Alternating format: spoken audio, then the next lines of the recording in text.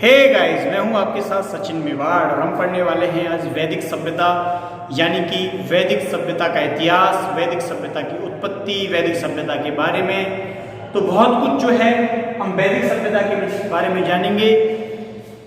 इससे पहले के जो वीडियो थे उसमें हमने सैंधव सभ्यता के बारे में जाना था, सैंधव सभ्यता का विकास जाना, सैंधव सभ्यता का क्रम जाना, सैंधव सभ्यता के पुरा स्तरों के बारे में जाना था और उसके साथ साथ सैंधव सभ्यता के पतन के बारे में भी हमने चर्चा की थी।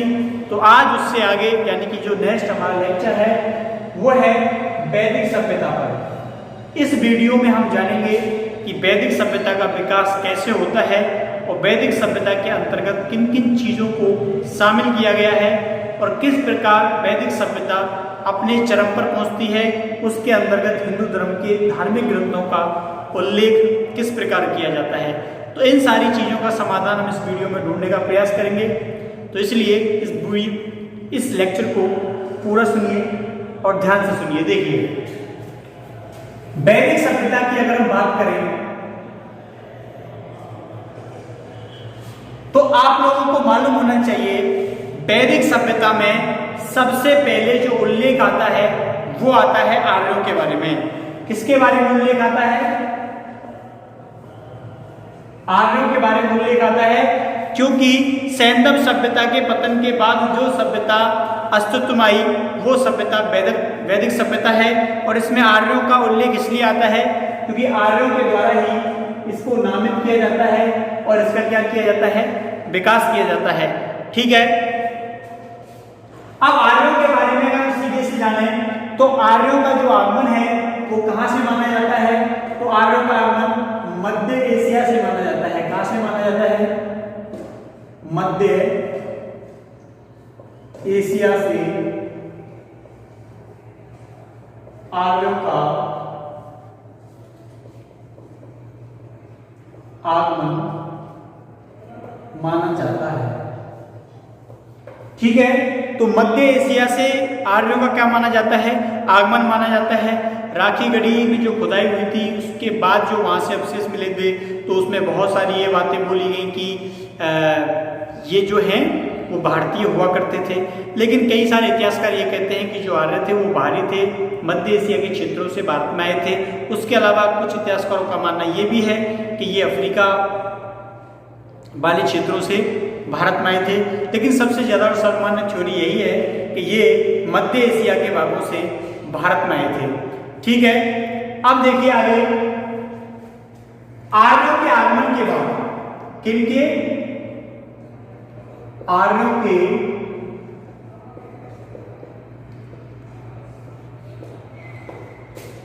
आगमन के बाद भारत में वैदिक सभ्यता का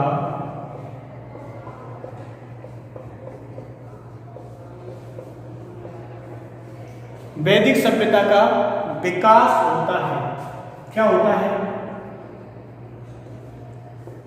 वैदिक सभ्यता का विकास होता है। आर्यों को सबसे ज्यादा श्रेष्ठ माना गया है और कौटिल्य ने अपने अर्थशास्त्र में यह विवरण दिया है कि आर्यों को कभी भी क्या दास नहीं बनाया जा सकता। ठीक है, तो कौटिल्य ने क्या विवरण दिया है? कौटिल्य ने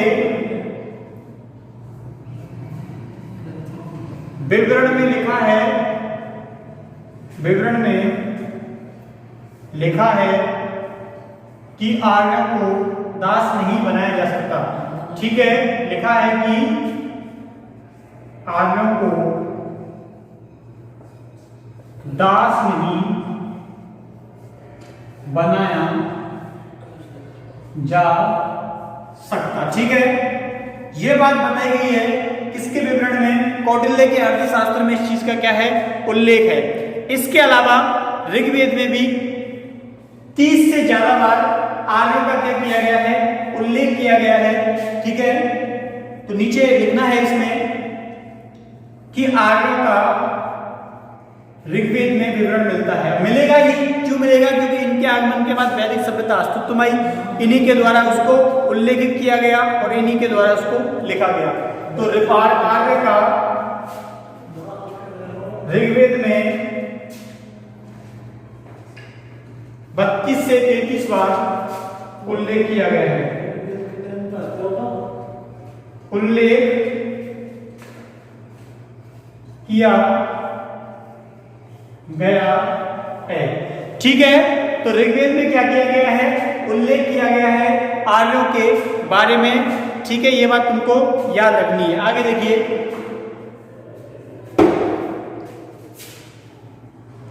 अब आगे इसके बारे में अगर हम बात करें तो इनके समय पर ही क्या होता है, इस वैदिक सभ्यता के दौरान ही वेद, उपनिषद आदि अस्तित्व में आते हैं। ठीक है, वेद उपनिषद आदि क्या आते हैं, अस्तित्व में आते हैं।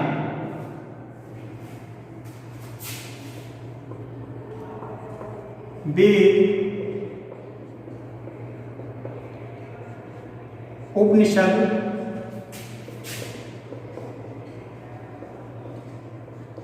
इसके बाद ब्राह्मण ग्रंथ,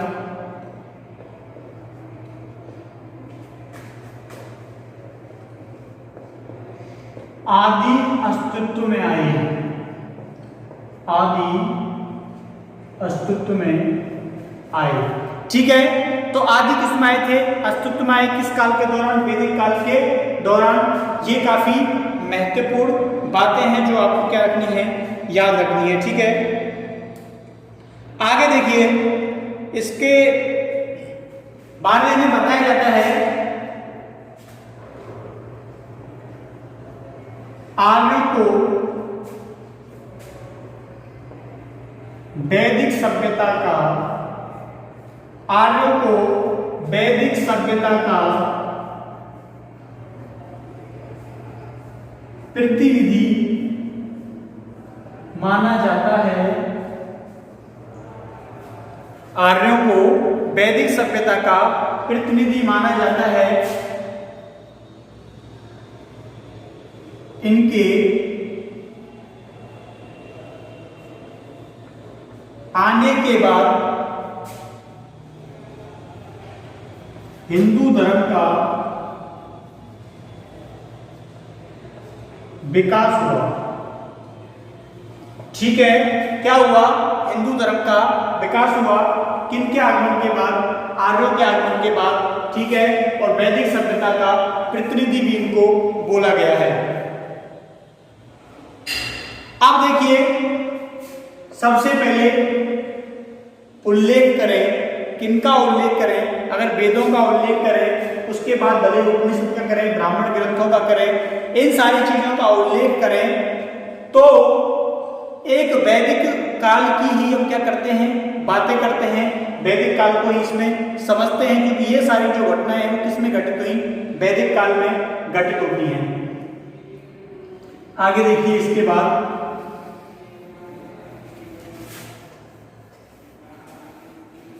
अब देखिए, इसके बाद हम चर्चा करते हैं इसके बारे में, ऋग्वेद के बारे में चर्चा करेंगे, क्योंकि सबसे पहले वेद में इसी का नाम आता है और वो क्या है, ऋग्वेद है। ठीक है, तो ऋग्वेद को बड़े आसानी से, बड़े ध्यान से और बड़े गौर से आपको समझना है। देखिए, ऋग्वेद, अब ये बात तो बच्चा बच्चा जानता है कि सबसे क्या है, प्राचीन वेद है। ठीक है,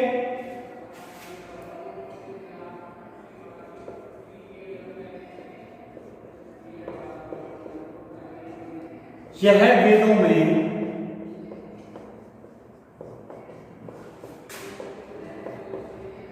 सबसे प्राचीन है। ठीक है, तो वेदों में क्या है, सबसे प्राचीन है, क्या है, ऋग्वेद है। अब देखिए, इसकी जो प्राचीनतम लिपि है, किसकी, ऋग्वेद की, तो इसकी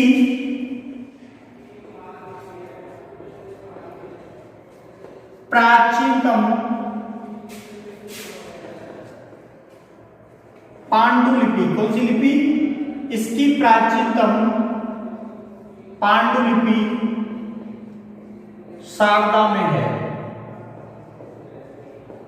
किसमें दी हुई है, तो इसकी जो प्राचीनतम लिपि है पांडु जो लिपि है वो किसमें दी हुई है, शारदा में दी हुई है। इसके बाद अगर हम बात करें तो सर्वप्रथम रोजेन ने 1838 में लैटिन में ऋग्वेद का संपादन किया। किसने? रोजेन ने 1838 में लैटिन भाषा में ऋग्वेद का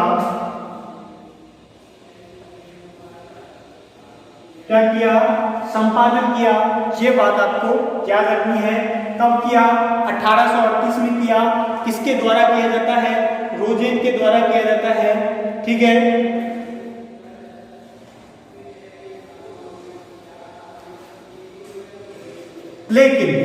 लेकिन क्या होता है, ये काम अधूरा रह जाता है। क्यों रह जाता है? क्योंकि इसकी अकाल मृत्यु हो जाती है और इसको पूरा करने से पहले ही ये मर जाता है। तो ये चीज में क्या करनी है, आपको नोट डाउन करनी है। यह है इसे पूरा करने से पहले ही, यह इसे पूरा करने से पहले ही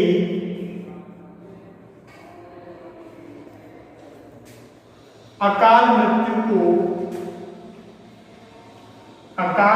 को प्राप्त होता है। ठीक है, अकाल मृत्यु को क्या होता है, प्राप्त होता है। ये इसको पूरा नहीं कर पाता, इस कारण ये अधूरा रह जाता है। इसके बाद जो नाम आता है वो आता है मैक्स मूलर का। किसका आता है? मैक्स मूलर का आता है। मैक्स मूलर के द्वारा इसका संपादन किया जाता है। तो मैक्स मूलर के द्वारा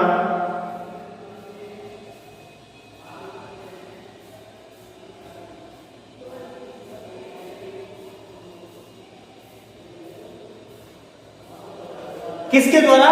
तो हम बात कर रहे हैं मैक्स मूलर की। तो मैक्स मूलर के द्वारा सर्वप्रथम इसका क्या किया जाता है, संपादन किया जाता है। लेकिन या नीचे दिख रहा है, चलिए, लेकिन होता यह है कि इसका संपादन तो कर दिया, लेकिन अंग्रेजी में संपादन करने का जो, प्रकाशित करने का जो श्रेय है वो विल्सन को है। अंग्रेजी में प्रकाशित करने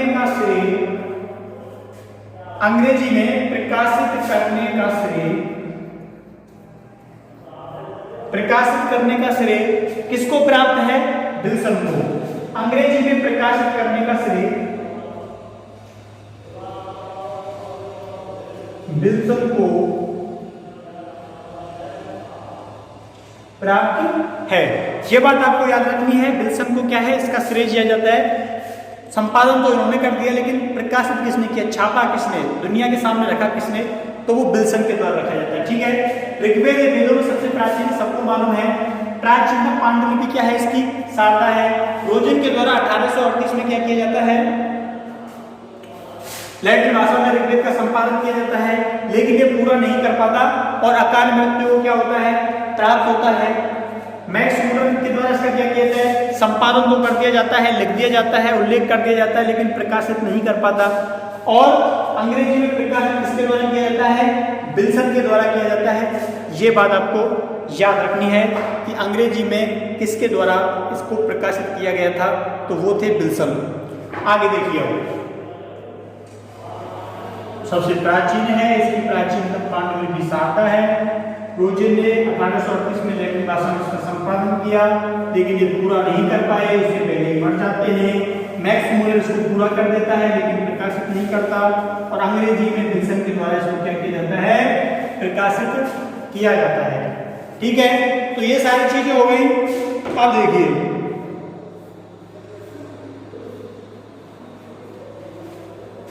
अब इसमें अगर हम बात करें कि ऋग्वेद में जब आपने नाम सुना है ऋचाओं के बारे में, किसके बारे में, ऋचाओं के बारे में, उनका अध्ययन आप लोग करोगे तो उसको क्या बोलेंगे, उसको क्या कहेंगे?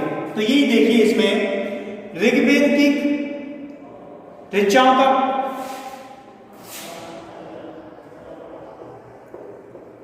ऋग्वेद की क्या ऋचाओं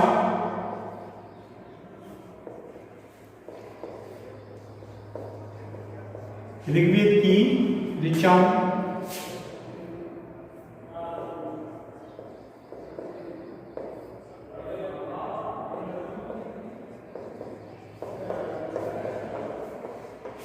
ठीक है, ये बात तुमको याद रखनी है। ऋग्वेद की ऋचाओं को पाठ होता है, तो पाठ करने वाला है तो होता है, तो कौन होता है? होता। क्या बोलते हैं उसको? होता बोलते हैं, ठीक है।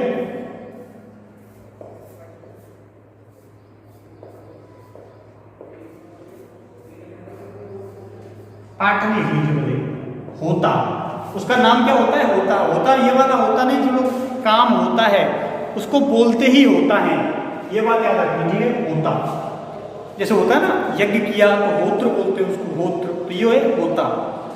तो ऋग्वेद की ऋचाओं का पाठ क्या होता है? होता है, उसको होता है, उसका नामांकरण है ये बात तुमको याद रखनी है। अब जो ऋग्वेद है वो किससे समानता रखता है? वो किससे समानता रखता है? तो ये समानता रखता है किससे?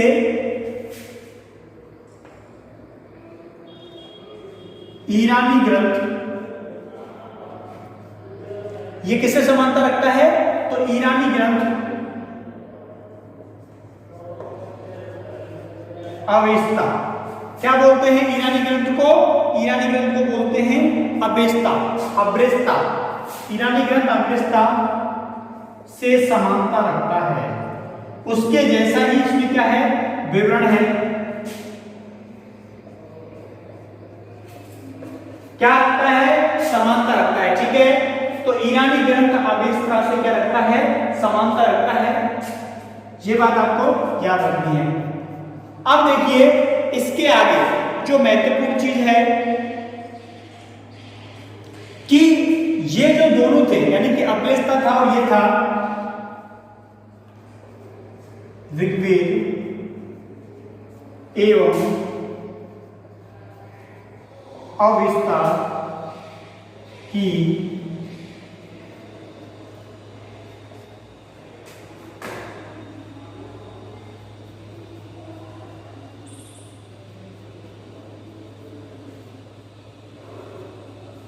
प्राचीनतम भाषा क्या थी? भारोपीय थी। क्या थी? भारोपीय थी। ये बात आपको क्या रखनी है? याद रखनी है, दोनों में ही समानता थी, ठीक है। अब देखिए, लेकिन अगर हम ईरानी ग्रंथ को हटा दें तो ऋग्वेद क्या है? भारतीय इतिहास के संदर्भ में बात करें तो सबसे प्राचीन है, ठीक है। अगर हम ईरानी ग्रंथ अवेस्ता को हटा दें तो ये भारतीय इतिहास में क्या है? सबसे प्राचीनतम है। तो इसको आप लोग क्या कर लेना? नोट डाउन कर लेना।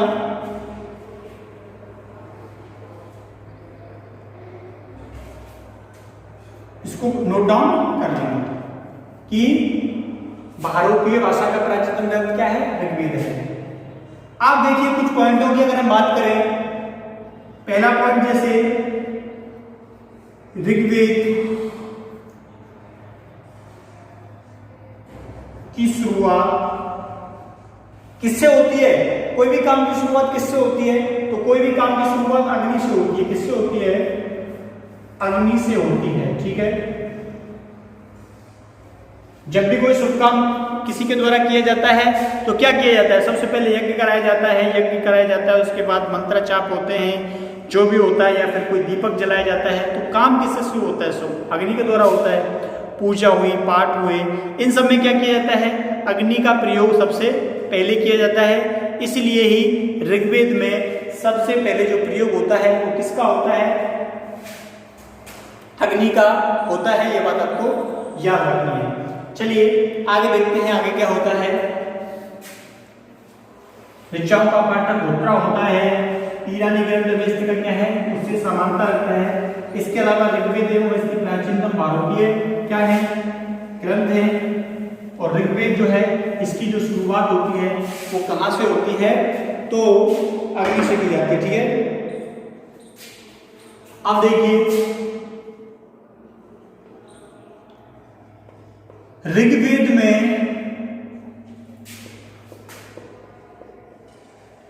संग्रहित ग्रंथों को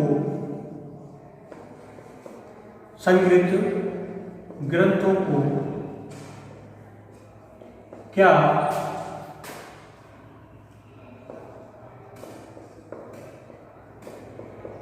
कहा जाता है? क्या कहा जाता है ऋग्वेद में संग्रहित ग्रंथों को? क्या कहा जाता है? क्या कहा जाता है? तो ऋचा कहा जाता है। ऋग्वेद में संग्रहित ग्रंथों को ऋचा कहा जाता है। ठीक है, ये बात तुमको याद रखनी है। दूसरा जो महत्वपूर्ण पॉइंट है इसका, वो महत्वपूर्ण पॉइंट क्या है कि जो ऋचा है, ये जो ऋग्वेद है वो किस भाषा का है, तो वो पद्य है। क्या है? पद्य है, यानी कि इसका जो उल्लेख है वो किस में है, पद्य में है।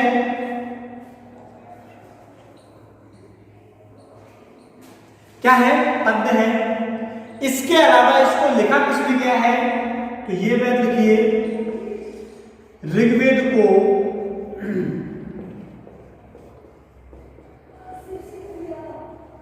सूक्त में लिखा गया है। किसमें लिखा गया है? सूक्त में लिखा गया है।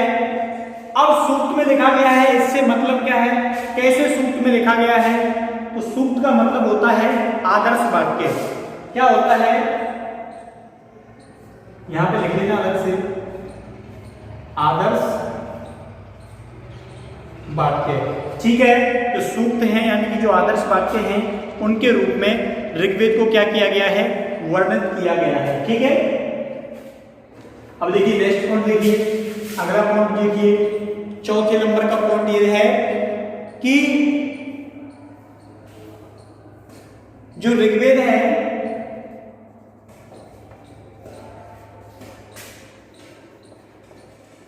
इसमें इंद्र का उल्लेख किया गया है। किसका उल्लेख किया गया है, तो इसमें इंद्र का उल्लेख किया गया है। ठीक है,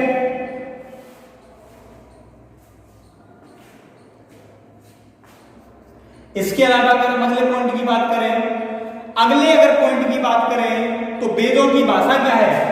वेदों की भाषा क्या है, तो सबको मालूम है, क्या मालूम है कि वेदों की भाषा संस्कृत है।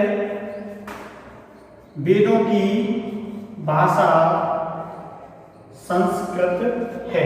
क्या है? वेदों की भाषा संस्कृत है। और लिपि क्या है, तो लिपि ब्राह्मी है। ठीक है, संस्कृत है तथा जो इसकी लिपि है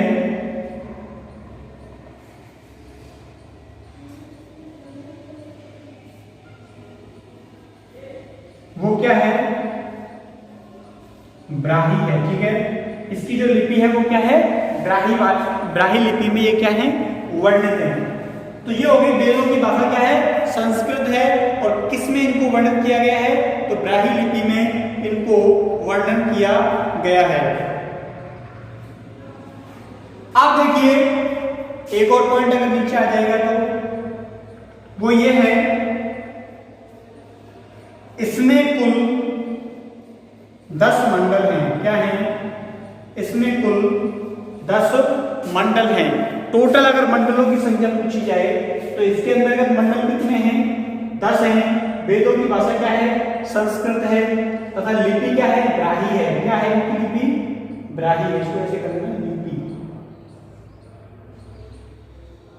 अब ठीक है, ठीक, इनकी जो लिपि है वो क्या है, ब्राह्मी है। और इसमें जो मंडल हैं वो कितने हैं, 10 हैं। अब देखिए इसके बाद और अगर फैक्टों के बारे में बात करें,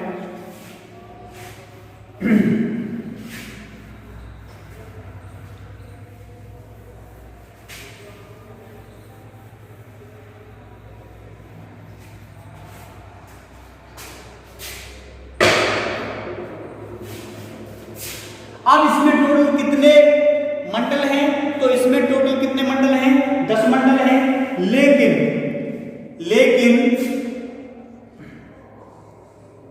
प्रथम यानी कि जो पहला एवं 10वां मंडल सबसे नवीन है, यानी कि सबसे नया है। ठीक है, तो पहला और 10वां जो मंडल है वो क्या है? सबसे नया है, सबसे नवीन है। इसके बाद अगले पॉइंट की हम बात करें कि 10वां मंडल सबसे नवीन है, चलिए ठीक है मान लेते हैं, लेकिन सर्वाधिक सूक्त किसमें है? तो वो भी 10वें और पहलेवें में है। ये बात भी आपको याद रखनी है।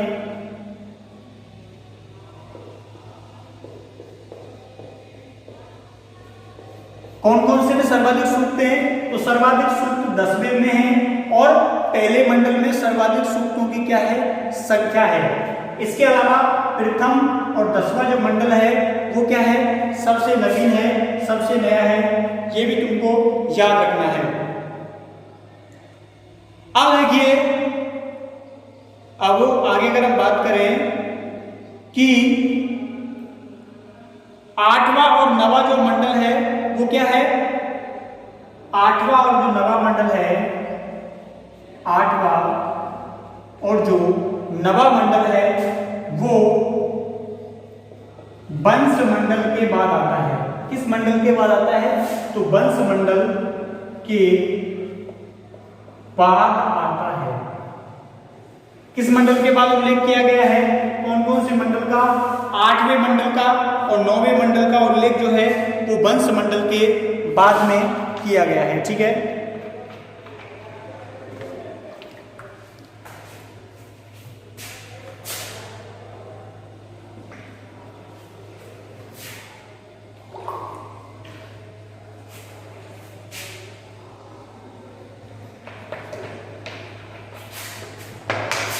इससे जो आगे है वो हम कल यानी कि नेक्स्ट वीडियो में पढ़ेंगे इस पूरे ऋग्वेद को और उसके बाद आने वाले प्रत्येक वेद को। ठीक है, तब तक के लिए थैंक यू, धन्यवाद, बाय बाय।